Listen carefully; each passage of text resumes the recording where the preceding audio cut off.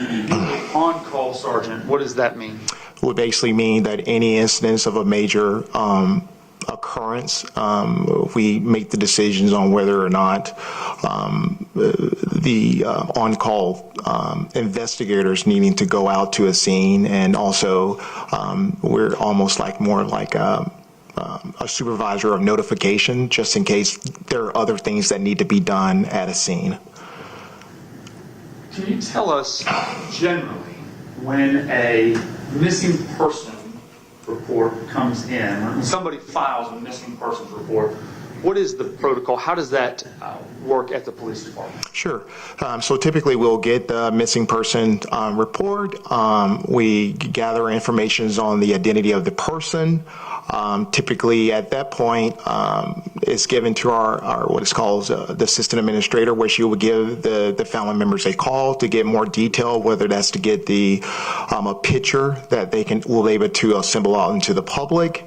On top of that, they were just how things go, they want to make sure they got medical records. And then after about, I would say typically when it comes to missing runaways, they typically, within the 2 weeks, we typically find them, just because of just the technology world. But if after 30 days if the victim is not found, the case is now given to a detective to do more work into trying to figure out what's going on. So there are numerous different detective divisions of the Gwinnett County Police Department, special victims being one of those. For instance, the homicide unit. Is there a homicide unit with Gwinnett County Police Department? Yes, sir. Now, when a homicide occurs in Gwinnett County, are detectives immediately dispatched and start investigating a homicide? Yes, sir. And in fact, all of them are dispatched.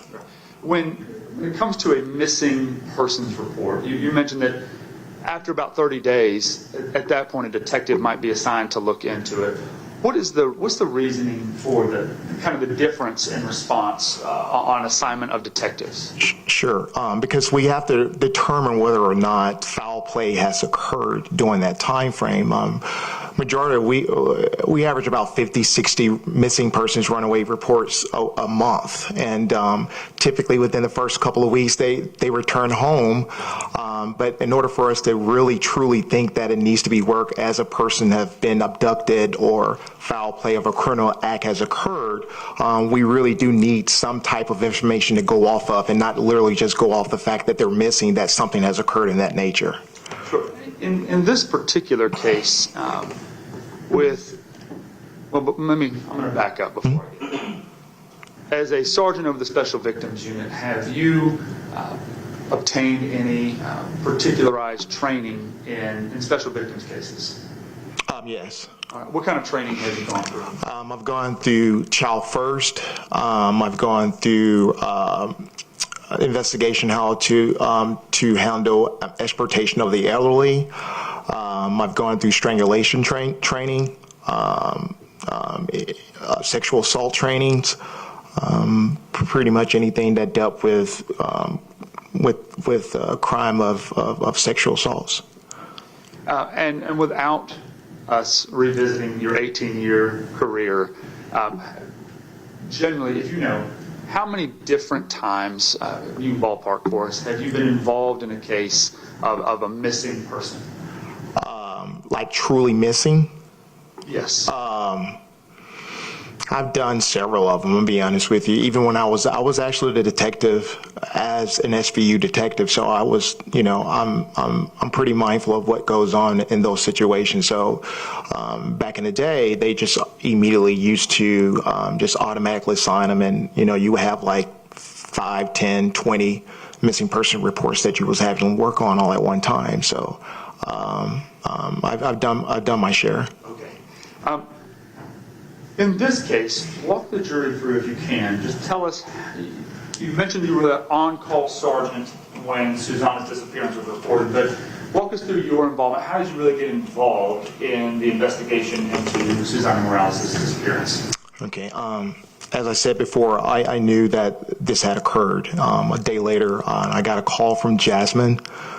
She said that she really wanted to talk with me and just to let me know what had occurred, what she thinks what may have occurred to her sister.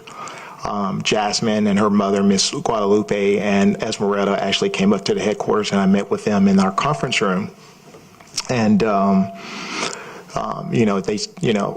Miss Guadalupe doesn't speak a lot of English, so Jasmine translated for her mother, and basically was advised that Susana was going over to Esmeralda House for during that time frame, but I think later they realized that she did not go to Esmeralda's house, and at that point, her mother, made contact with her to let her know that you're not supposed to be over at Kelly's house, and that I was on my way to pick you up, and Susana told her, no, don't come pick me up. I'm just going to walk home. And so she walked home, and then Jasmine said that after a while she realized that Susana had not gotten home yet, and so she pulled up the family's 360 just to see where her whereabouts were, and then it looked that she was walking on to Singleton Road, and then all of a sudden her GPS basically took off. It showed it going 40 miles per hour the opposite way.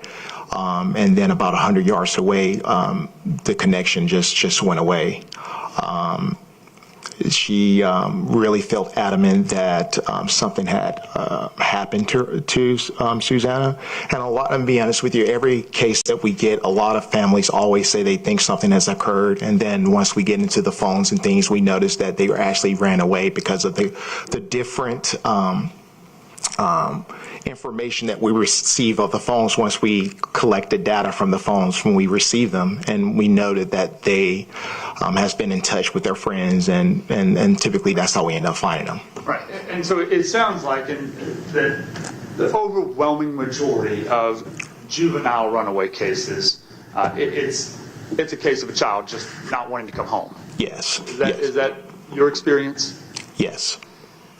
When you met with the family shortly after her disappearance, was it the next day, or do you know how long it was? It was literally 2 days later. When you met with them, was there anything that stood out about Susana's disappearance that might have been different than a normal juvenile runaway? Just for me, the anguish and the sadness and the that the mother posed it.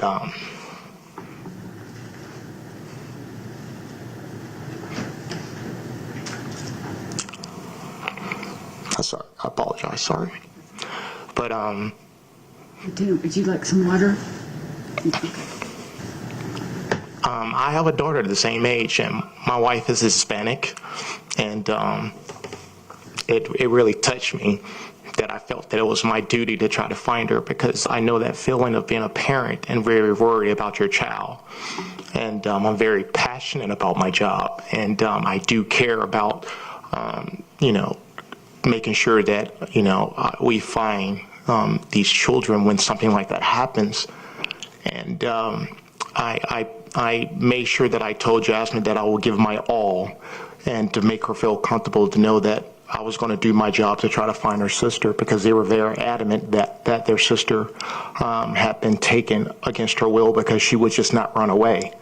And so I continued doing the investigation, and assigned several detectives to, first of all, I actually got all the friends and names and that Jasmine knew of that Susana, dealt with.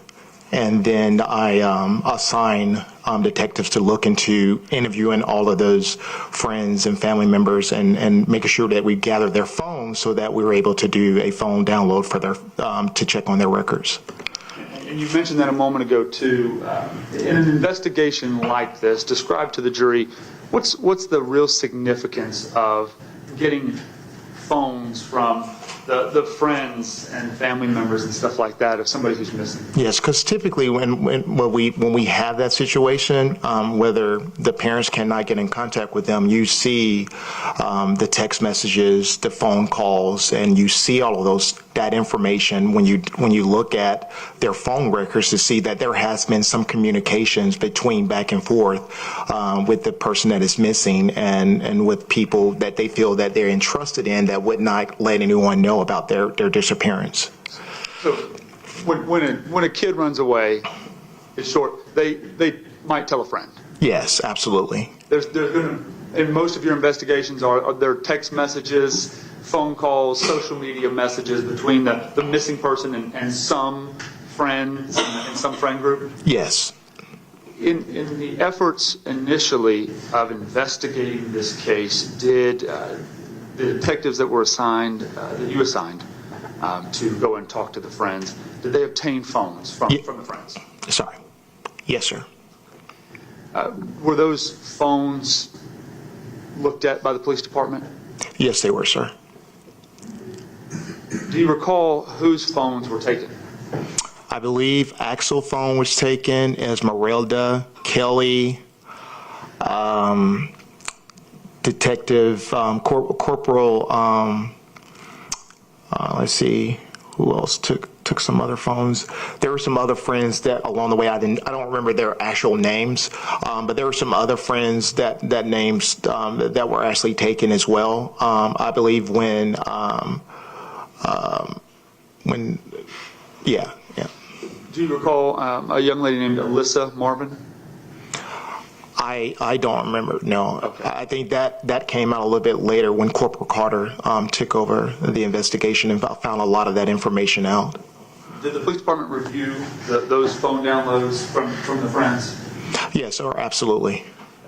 In reviewing those, looking for those clues, those messages that oftentimes are there, did the police department locate any messages from Susana to any of her friends indicating where she had gone?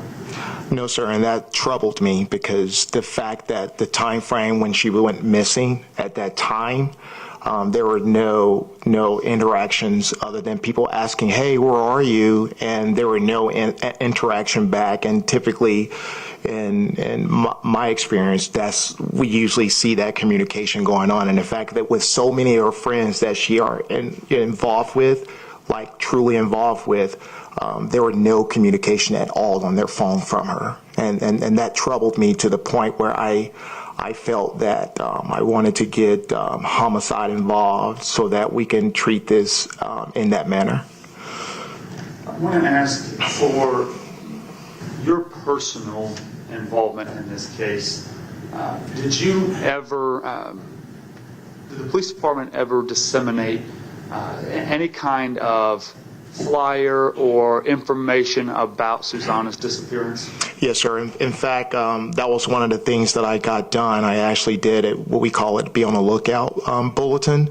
And our PIO actually sent that out so that it was a press release. So her name and photo was actually out there. I know that when I had met with Jasmine and Esmeralda, they really wanted to take it a step further by putting it on social media and actually doing flyers. But I kind of told them not to do that because in my experience of dealing with those type of things, people are very exploited from doing that because people know that they can actually extort them for money by doing that, and well, behold, that ended up happening, and so people will contact Jasmine, but they will always say that they saw Susana like yesterday or something, and they would never leave their name, and I told Jasmine to make sure if they contact you, please make sure they give us a call because she was receiving a humongous amount of intel calls, but no one ever called the police. We never received not one call.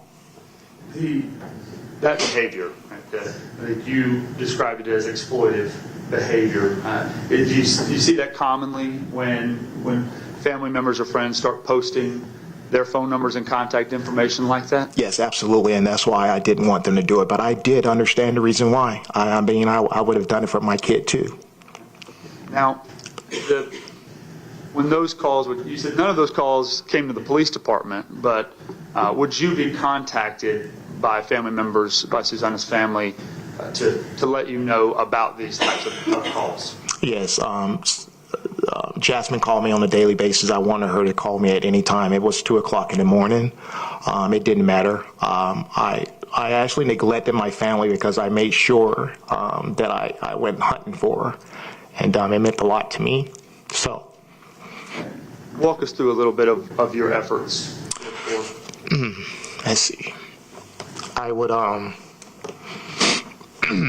anytime any information would come to Jasmine, I would immediately go and look. And obviously it was after the time frame. There were many days where I would check in at work and I would immediately go down to Norcross and just stake out every area possible. I was very driven by it, and I would say more obsessed with the situation that I would even do it on my own time, because every time I see my daughter in her face, I saw Jasmine.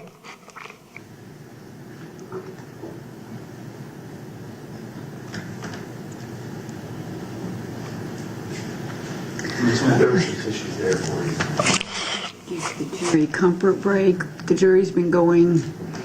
I'm going to give the jury a comfort break. We're going to be adjourned until 5 till 11.